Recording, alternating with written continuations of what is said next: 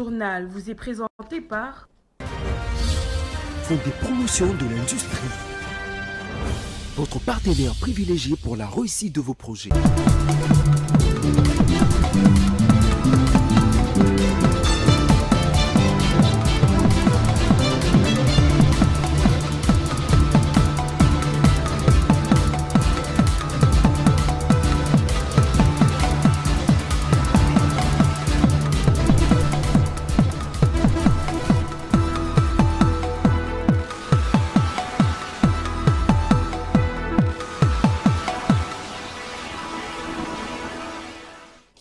Mesdames et messieurs, bonsoir et merci de votre fidélité. Depuis 20 ans, Géopolis n'a cessé d'évoluer de Géopolis Magazine au tri-hebdomadaire Géopolis Hebdo jusqu'à Géopolis Télévision. Aujourd'hui, 2 décennies après, notre engagement reste intact. Offrir une information fiable, pertinente et au service du progrès social. Tout de suite, je vous invite à suivre les grands titres de cette édition spéciale. Aujourd'hui marque les 20 ans de la Constitution congolaise. Si elle a assuré une stabilité retrouvée, certains appellent à sa révision complète. La loi fondamentale pourra-t-elle résister aux critiques, y compris celles du président de la République? Tentative de réponse dans un édito signé Patrick Kilunga. Et puis, ce 18 février, Géopolis Forum célèbre ses 20 ans d'existence. Né comme magazine minier, le média est aujourd'hui une référence du journalisme en RDC, fruit de rigueur, de formation et de passion. Enfin, à l'international, la Chine supprime les droits de douane pour 53 pays africains dès le 1er mai, une mesure visant à faciliter l'accès des produits africains à son vaste marché. Commençons ce journal avec cet édito de Patrick Kilunga. C'est un anniversaire pas comme les autres, celui d'un texte fondateur. La Constitution, cela fait 20 ans. Jour pour jour depuis la promulgation de la loi fondamentale, le texte, salué comme la base légale d'une stabilité retrouvée pour la RDC, a connu des légères modifications sans que son fond ne soit altéré. Au bout de 20 ans, certains remettent en cause, appelant à sa modification complète. La Constitution pourra-t-elle résister encore longtemps à des tsunamis de critiques, dont certains formulés par le président de la République lui-même? En 2006, le peuple a dit oui à un texte censé apporter la stabilité à un Congo qui tanguait sous le coup des rébellions et soubresauts politiques. Ce texte de loi était considéré comme la soupape protégeant le pays des cycles brutaux du pouvoir politique. Le pacte républicain était né, avec lui des cycles électoraux qui se sont suivis avec en point d'orgue une passation civilisée du pouvoir en 2019. La loi fondamentale qui avait subi des modifications, notamment le passage de 2 tours à un tour unique, voit sa légitimité remise en cause. D'abord par le président de la République Félix Tshisekedi lui-même et l'union sacrée qui reprochait à la Constitution d'atteindre des limites. La loi fondamentale serait un texte de notre âge qui a été conçu par des belligérants pour taire les armes. Et pour le développement, le camp présidentiel a poussé pour une nouvelle mouture de texte. Dans la gestion normale d'un État, s'interroger sur ces lois ne peut en aucun cas être soupçonné, disent plusieurs, et interdire à changer la Constitution serait une réflexion anticonstitutionnelle, arguent les pro-changements. Le débat a surgi alors que la RDC fait face à des multiples guerres et ceux qui ont pris les armes contre leur pays poussent également, sans les dire, à revoir la forme de l'État. Un débat qui débouche sur une remise en cause de la loi actuelle. La loi fondamentale se retrouve malmenée et nul ne sait si elle tiendra encore 20 ans plus tard. Et pour marquer cet anniversaire de la Constitution, professeurs, étudiants, politiques et activistes se sont réunis au Parlement pour dresser son bilan et évoquer les perspectives d'une éventuelle révision entre débats techniques et enjeux politiques. Retour sur une réflexion nationale autour de l'avenir du texte fondamental de la RDC avec Didier Ilunga. Réunis dans la salle du spectacle du Parlement congolais, professeurs d'université, étudiants en droit, acteurs politiques et activistes ont débattu du bilan et des perspectives de 20 ans de la Constitution de la République démocratique du Congo, promulguée le 18 février 2006. Organisé en panel, la réflexion a mis en lumière plusieurs irrégularités relevées dans les textes constitutionnels, notamment la décentralisation des provinces, souvent citée comme l'un des points les plus problématiques. Le professeur André Mbata a invité l'opinion à dédramatiser le débat sur une éventuelle révision constitutionnelle, affirmant que ce sujet ne devrait pas être considéré comme un tabou. Le débat est d'un niveau exceptionnel. Et je crois que c'est un débat, c'est heureux que plusieurs compatriotes et même des étrangers, parce qu'il y a beaucoup d'étrangers qui s'intéressent à la question de notre pays. Ce n'est pas un tabou. Il faut dédramatiser ces débats-là qu'on entend dans les réseaux sociaux, même sur les plateaux de télévision, ou même entre les communicateurs. Est-ce que révision, est-ce que c'est changement constitutionnel? Non, il faut dédramatiser. Un autre panéliste a cependant estimé que le véritable problème ne résidait pas dans la Constitution elle-même, mais dans la manière dont elle est appliquée par ses animateurs. Vous n'allez pas reprocher à une constitution son inapplication. Vous ne l'appliquez pas, ce n'est pas elle la responsable de son inapplication. C'est nous les acteurs. La prochaine constitution, elle pourrait venir. Si nous ne la respectons pas, une autre constitution viendra. Ainsi de suite. De leur côté, les participants ont réagi vivement aux questions soulevées, exprimant attentes, réserves et préoccupations. Aujourd'hui, nous célébrons le 20e anniversaire de la Constitution de la République démocratique du Congo. Il y a certains courants qui estiment qu'il est temps que notre Constitution soit révisée. Les autres pensent qu'il faudrait même penser au changement de la Constitution de la République démocratique du Congo. Et ce qui a toujours suscité l'attention du petit peuple ou encore du commun de mortels, c'est surtout quand nous tendons vers les élections que les débats sur les changements ou encore la révision de la Constitution renaît. Moi, je pense qu'il n'est pas seulement question des textes, parce que les textes, nous avons. Les textes réglementent notre fonctionnement. Mais le plus grand problème, c'est de répondre à des questions liées à l'homme. Il convient de rappeler que la Constitution congolaise promulguée le 18 février 2006 par Joseph Kabila a instauré une stabilité institutionnelle, permis des élections pluralistes et ouvert la voie à l'alternance. Elle demeure toutefois critiquée pour ses failles, ses révisions successives et les tentatives de modification de certains articles. En 2025, le président Félix Tshisekedi avait exprimé son intention de réviser la Constitution, un processus freiné par la dégradation sécuritaire dans l'est du pays, notamment l'avancée des rebelles AFC M23 à Goma et Bukavu. Et pendant que les discussions sur la Constitution se poursuivent, d'autres initiatives nationales se concentrent sur le bien-être des citoyens. La première ministre Judith Suminwa Tuluka a ouvert ce mardi au Pullman Hotel Kinshasa une table ronde consacrée à la protection des services de santé et autres services essentiels en contexte de conflit, organisée avec l'Union européenne et le CICR. Ces assises visent à définir des mécanismes concrets pour garantir l'accès aux services vitaux dans les zones affectées par l'insécurité persistante, particulièrement dans l'est du pays. Dans Momat.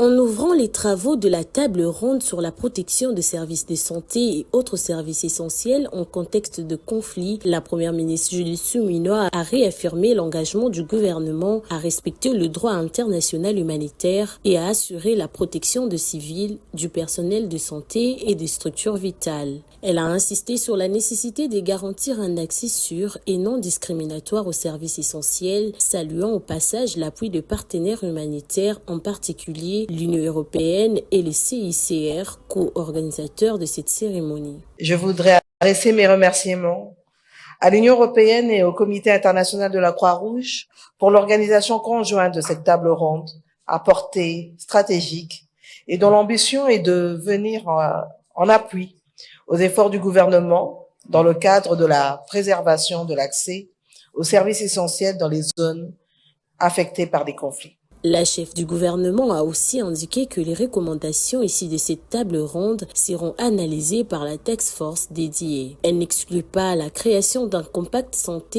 un socle d'engagement commun destiné à assurer la continuité des services essentiels dans les zones touchées par les violences armées. Les conclusions et recommandations issues de cette table ronde seront examinées avec la plus grande attention et intégrées dans les travaux de la task force en vue d'identifier des mesures concrètes dans l'amélioration de la continuité des services essentiels. Mesdames et messieurs, le gouvernement est prêt à explorer avec ses partenaires des mécanismes innovants et opérationnels, y compris la possibilité de définir un socle commun d'engagement ou compact santé visant à garantir la continuité des services essentiels dans les zones affectées par les conflits.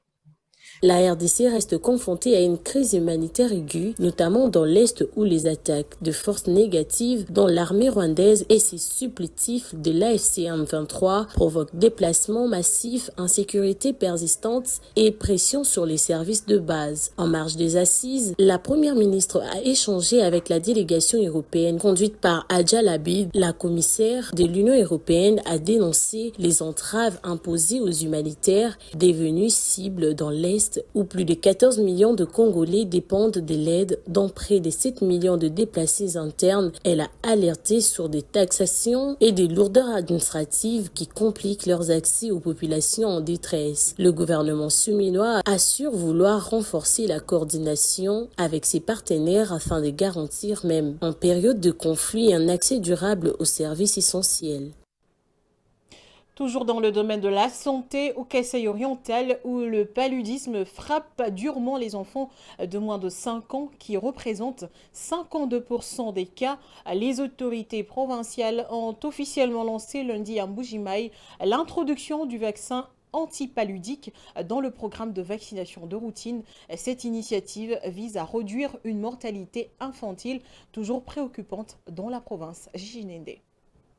Le Kasaï central demeure l'une des provinces les plus touchées par le paludisme en République démocratique du Congo, où la maladie frappe particulièrement les enfants de moins de 5 ans. Ces derniers représentent près de la moitié des cas et une majorité des décès, illustrant la vulnérabilité extrême de cette tranche d'âge. En 2024, le pays a enregistré plus de 21 000 décès liés au paludisme, soulignant l'urgence d'une intervention renforcée pour protéger les plus jeunes. Malgré la distribution des moustiquaires imprégnés et les efforts des structures de santé, les formes graves persistent, souvent en raison de l'accès limité aux soins dans les zones rurales et du retard de prise en charge. La transmission continue dans la province rend le paludisme responsable d'une part majeure de la mortalité infantile, un constat confirmé par le Programme national de lutte contre le paludisme. Une lueur d'espoir se profile avec l'introduction officielle du nouveau vaccin antipaludique dans le calendrier de vaccination de routine lancé le 16 février 2026 pour les enfants dès 6 mois. Recommandé par l'OMS et soutenu par l'UNICEF et Gavi, ce vaccin pourrait, combiné aux moustiquaires et à un accès plus rapide au traitement, réduire significativement les hospitalisations et la mortalité infantile, offrant ainsi un avenir plus sain aux enfants du Kasaï oriental. Après la santé, cap sur l'éducation, l'administration militaire, en partenariat avec la Banque mondiale, vient d'offrir 14 écoles modernes aux 18 groupements du secteur de Bahema d'Irumu. Ces infrastructures ont été réalisées pour renforcer la stabilité sécuritaire dans cette région. Blaise Kozola. La cérémonie officielle de la remise de ces écoles achevées et entièrement équipées s'est déroulée au groupement Terré dans le secteur de Bahema d'Irumu, une activité présidée par le gouverneur militaire de l'Ituri, le lieutenant-général Luboya Kashama. À travers le projet Star RDC, la Banque mondiale matérialise ainsi son engagement en faveur de l'éducation dans cette province longtemps fragilisée par l'insécurité. Ces infrastructures scolaires bénéficient à 18 groupements de communautés ituriennes. Prenant la parole, le lieutenant-général Luboya Kashama Johnny, également commandant des opérations en Ituri, a appelé les gestionnaires des établissements et la population à la responsabilité. Malgré les défis sécuritaires et sociaux, l'Ituri avance résolument vers le progrès. C'est aussi l'occasion de rappeler que vous êtes non seulement des bénéficiaires de ces écoles, mais que vous devenez acteurs de leur protection et de leur bon fonctionnement. Sous l'état de siège, piloté par le lieutenant-général Luboya Kashama Johnny, l'Ituri a amorcé un tournant décisif dans son histoire. Dans un tout autre registre, déterminé à améliorer les performances de ses agents et cadres, le Fonds national d'entretien routier FONER a bouclé ce mardi à Kinshasa une série de formations en faveur des directeurs et chefs de service de cet établissement public venu des quatre coins de la République démocratique du Congo à ses assises animées par un cabinet de renommée internationale sous le leadership du directeur général du FONER, Pierre Bundoki Ndongala, a été structuré sur la mise en place d'une démarche qualité ISO 9001. C'était à l'hôtel Hilton de Kinshasa. Le point avec José Junior Ouawa. Animé par l'expert international Karim Laben du cabinet Relais Consult Group, cette session de formation centrée sur l'amélioration des performances des agents et cadres du Fonds national d'entretien routier et sur la qualité de leurs procédures conformément à la norme de l'Organisation internationale de normalisation ISO 9001 s'inscrit dans la vision managériale impulsée par le directeur général Pierre Bundoki Ndongala, organisée ici à l'hôtel Hilton de Kinshasa. Cette formation s'est déroulée en 2 sessions distinctes afin de garantir une meilleure efficacité pédagogique auprès des agents. Ce système a l'avantage d'être un dispositif regroupant les directives, les politiques, et les objectifs qualité à mettre en œuvre pour maîtriser et améliorer le processus du FONER dans une logique d'efficacité opérationnelle et de performance continue des résultats. Après plusieurs jours d'immersion intensive, les participants reçoivent leur brevet de participation, symbole d'un engagement renouvelé envers la culture de la performance. Sans transition, le relais est pris par les directeurs venus des 4 coins du pays et appelés à harmoniser les pratiques selon le standard ISO. Cette dynamique portée par l'équipe dirigeante vise à étendre progressivement cette culture de qualité à l'ensemble du personnel. Donc nous devons arriver à mettre en place un système de management de qualité qu'on appelle SMQ, qui consiste ou qui prône l'amélioration de la performance d'abord, l'amplification de la gestion des risques au niveau de FONER et enfin la planification de la gestion par le processus. Cela permet effectivement à son établissement de pouvoir aller de l'avant. Après cette formation, il y a une étape qui va suivre qu'on appelle l'étape d'accompagnement, étape d'assistance. Pourquoi? C'est pour mettre en œuvre cette norme. Pour l'initiateur de la démarche, la formation ISO 9001 représente une étape clé d'une vision plus ambitieuse et transformationnelle orientée vers l'excellence. Ce que nous faisons aujourd'hui pour l'ISO 9001 est l'aboutissement d'un long processus. Vous savez que j'ai bénéficié de la confiance du chef de l'État en 2022 en me nommant comme directeur général du FONER. Après son nomination, nous avons mis en place une série de réformes. Nous avons restructurer le FONER, direction par direction. Donc nous avons diagnostiqué, apporté des solutions. Nous faisons cette formation ISO. Dans les jours à venir, vous allez voir une formation des OPG du FONER. Dans cette dynamique, l'établissement prévoit désormais d'engager le processus menant à la certification ISO 9001 afin de consolider sa crédibilité nationale et internationale, une étape essentielle vers son ambition de devenir un fonds d'entretien routier de 3e génération. De la route à l'information, parlons d'une autre réussite marquante. Géopolis fête ce 18 février ses 20 ans d'existence.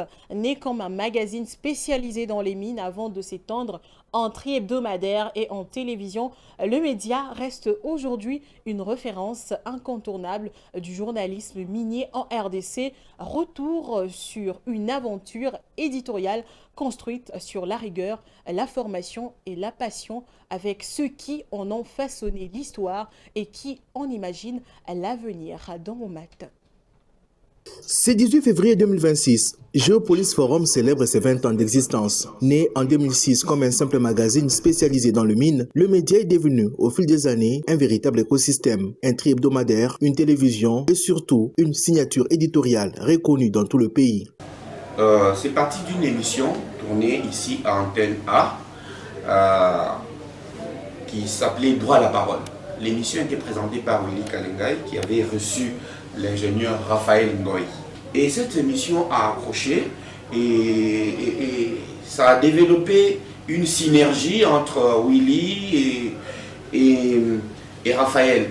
Et c'est de cette synergie qu'est né Géopolis, qui a été un peu l'idée d'un journaliste et d'un expert de mine, en l'occurrence Raphaël Ngoy.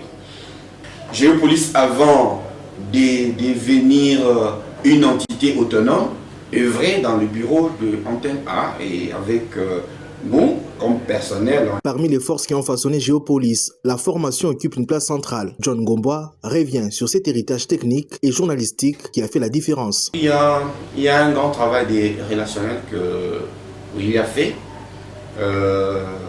avec ce nouveau monde pour entrer en contact avec eux, leur vendre un peu ces rêves-là.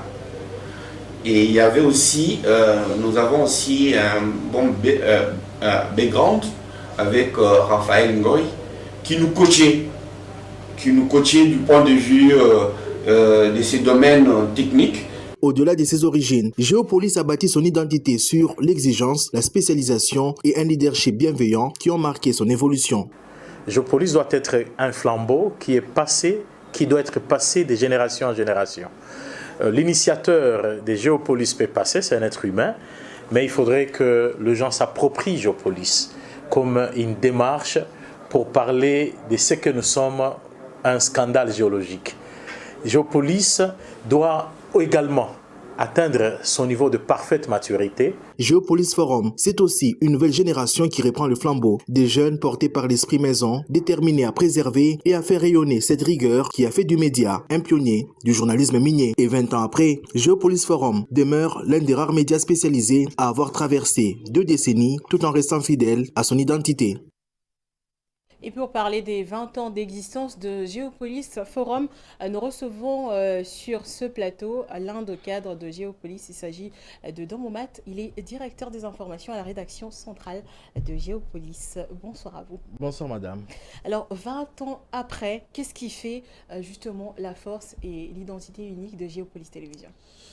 Alors, il y a une partie, les éléments des réponses dans ce que nous venons de suivre. Géopolis, c'est d'abord avant tout la spécialité, parce que Géopolis, comme on l'a dit, c'est un média spécialisé dans les mines, mais pas que, avec l'évolution ou l'extension du média qui est parti d'un magazine pour aboutir aujourd'hui à une télévision en passant par les scripts hebdomadaires.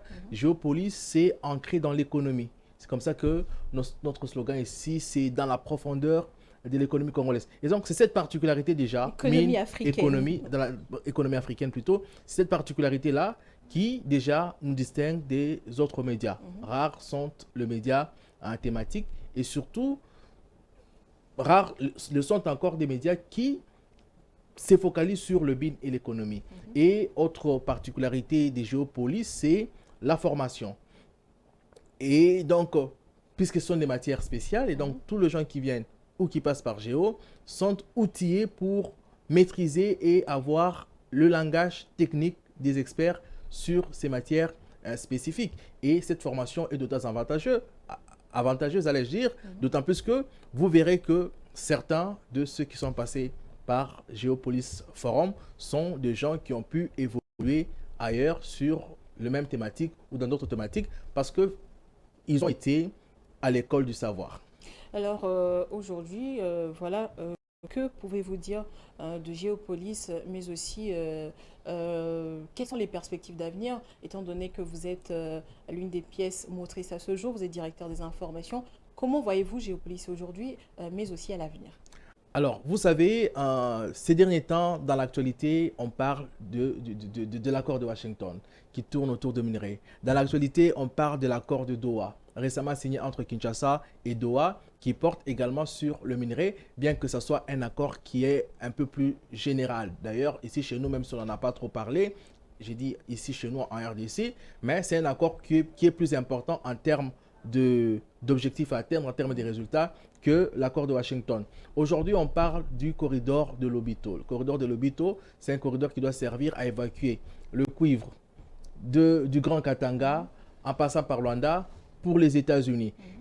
On dit de la RDC que c'est un scandale géologique. Donc, au vu de tout ça, vous pouvez vous-même déjà vous rendre compte de l'importance de la continuité de l'existence d'un média comme Géopolis, puisque lorsqu'on parle de la RDC, généralement, c'est lié soit à la guerre, soit aux mines, ou pratiquement aux mines, parce que même la guerre ont pour centre, ont pour origine, au fait, la gestion de minerais, et même si d'autres vont aller plus loin pour parler de l'esprit expansionniste de certains voisins. Et donc, Géopolis, notre vision, c'est de rester pour apporter de l'information, pas que de l'information en surface, comme le feraient bien d'autres médias généralistes, mais aussi de l'information analysée pour permettre aux Congolais, aux simples citoyens congolais et aux experts de mieux comprendre ce qui se passe dans le monde économique, ce qui se passe dans le monde des minerais, mais aussi avec le temps, et déjà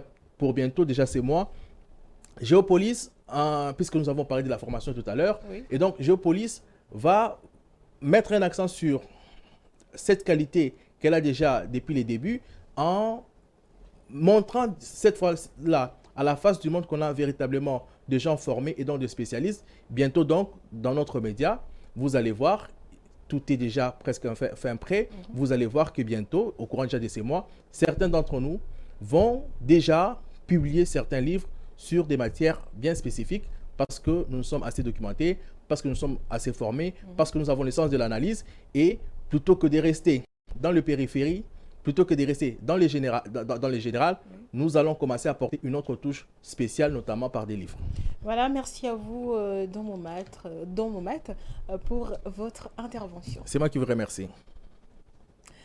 En sport, la rencontre qui devait opposer la RDC à la Guinée équatoriale n'a finalement pas eu lieu. Les Léopards ont été déclarés vainqueurs par forfait à la suite d'une décision officielle consécutive au contrôle d'éligibilité. Blaise Kouzola. Les Léopards de la République démocratique du Congo remportent leur première rencontre du tournoi UNIFAC U17 sans jouer. Le match qui devait les opposer à la Guinée équatoriale n'a finalement pas eu lieu. En cause, les examens IREM réalisés avant la compétition ont révélé que la sélection équato-guinéenne avait aligné plusieurs joueurs dépassant la limite d'âge réglementaire. Conséquence directe, victoire par forfait accordée à la RDC qui débute ainsi la compétition avec 3 points en poche. Après les rapports d'hier, pour des raisons logistiques, ce nouvel incident entache sérieusement le début de la compétition à domicile. Pour le jeune Léopard, c'est une frustration immense de ne pas pouvoir s'exprimer sur le terrain alors que le public était prêt. Leur prochain match est prévu contre le Gabon le 20 février prochain avant d'affronter la République centrafricaine le 23 février. Le tournoi UNIFAC U17 qui se déroule du 17 février au 2 mars 2026 offre un seul billet pour la phase finale de la Coupe d'Afrique des Nations de la spécialité prévue au Maroc. Mesdames et messieurs, l'actualité c'est aussi au-delà de nos frontières. Place à la page internationale.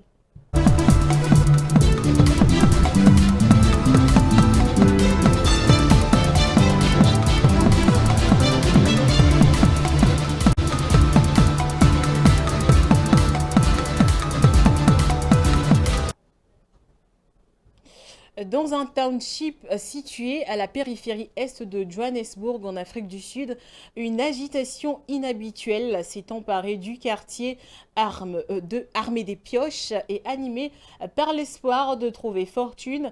Des dizaines de chercheurs d'or improvisés ont convergé vers Springs, à une 50aine de kilomètres de la métropole. Patience Lokeke.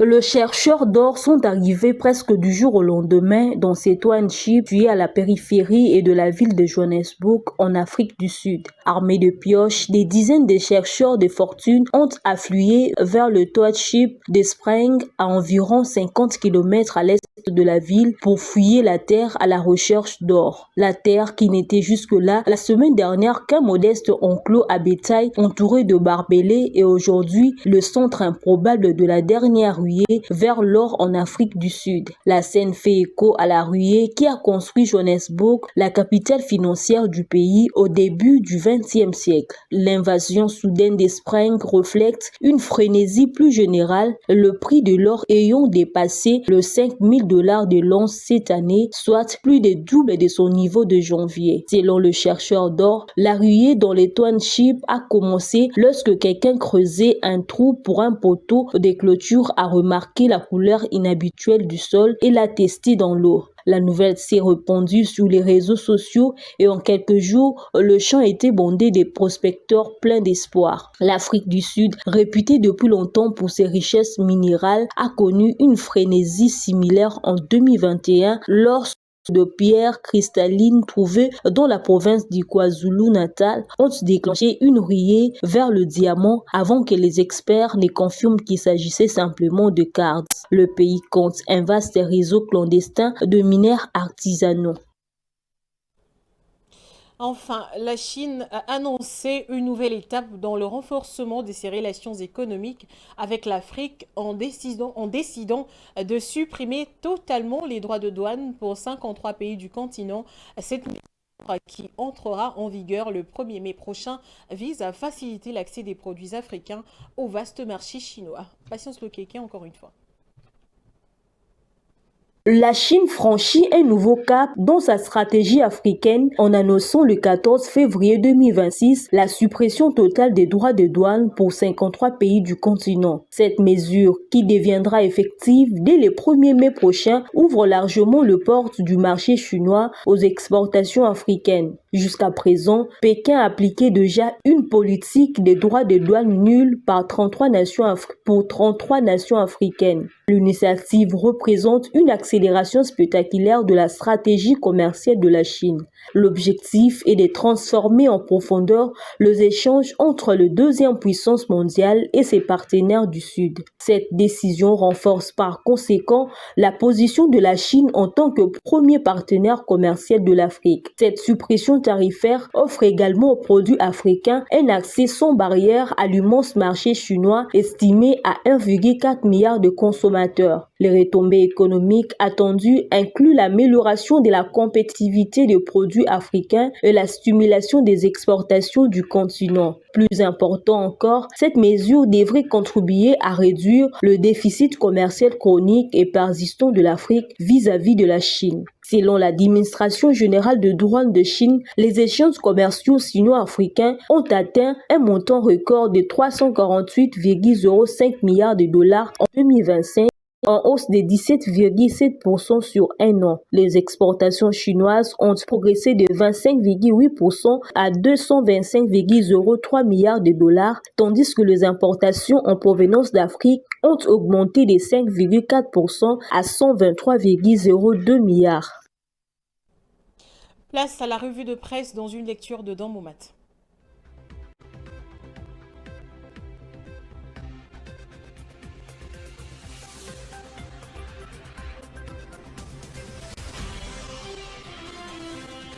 Mesdames, Messieurs, bonsoir.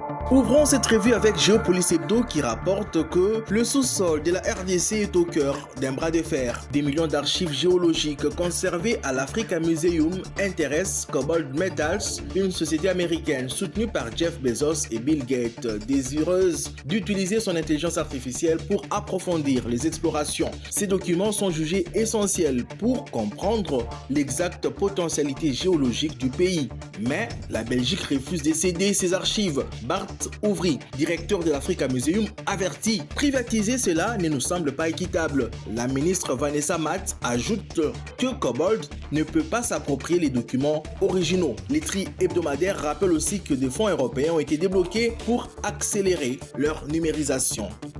Dans Congo Nouveau, le regard se porte sur les tensions régionales.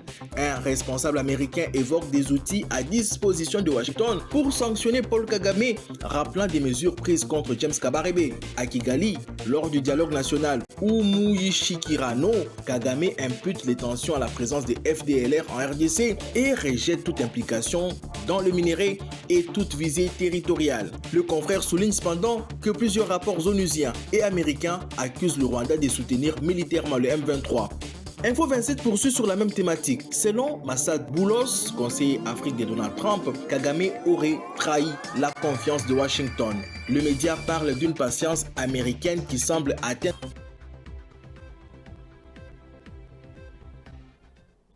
Ce journal touche à sa fin. Place au rappel des titres. Aujourd'hui marque les 20 ans de la Constitution congolaise. Si elle a assuré une stabilité retrouvée, certains appellent à sa révision complète. La loi fondamentale pourra-t-elle résister aux critiques, y compris celle du président de la République? Vous avez suivi une tentative de réponse dans un édito signé Patrick Kilunga.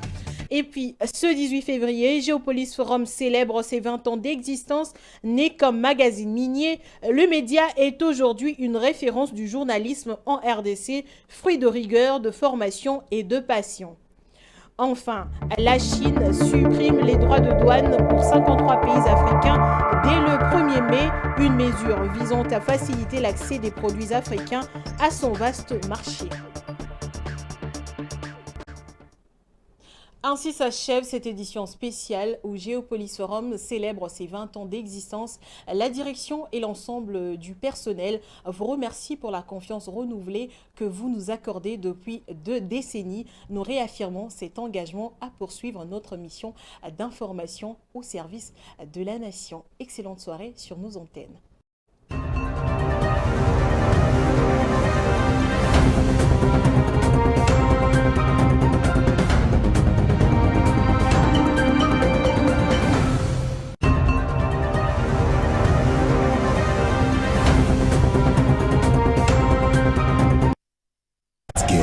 Nous allons la gagner.